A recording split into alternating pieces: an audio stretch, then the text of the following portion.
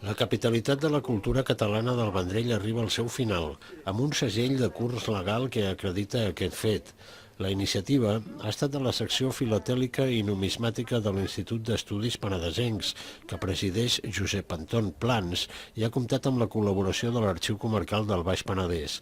El segell inclou una imatge en sèpia de la plaça Vella i és de curs legal. Obtenir-lo en un any tan complicat ha estat una aventura per a l'entitat. Ha sigut una aventura molt bonica, però també complicada per les circumstàncies que vivim.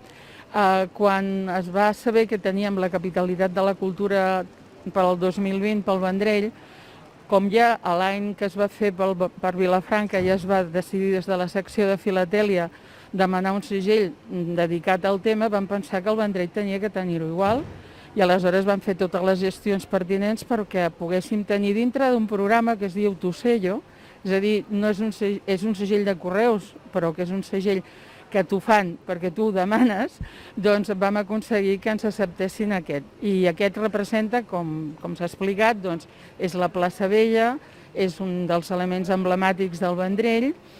L'hem acompanyat d'un díptic que està escrit el text explicatiu de per què aquesta fotografia per la Nativitat Castejón, i el que és el cap de la secció de filatèlia, que és la persona que ha posat tot aquest projecte en marxa, és el Josep Anton Plans Ferrer.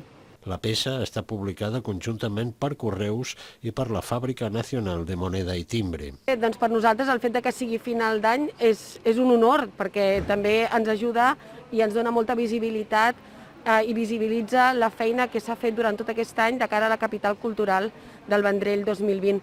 L'any 2020, desgraciadament, ha estat un any, ja ho sabeu, no gaire bo per ningú, pràcticament ningú, però nosaltres, i gràcies a aquestes iniciatives, hem de començar i hem d'extreure també la part positiva de les coses. Estem molt agraïts que aquest segell pugui anar viatjant arreu del país i que tothom pugui conèixer d'aquesta forma el Vendrell i que d'alguna forma això torni, és a dir, nosaltres ho enviem i que aquest segell i la gent que el vegi pugui conèixer i venir aquí al Vendrell en un futur.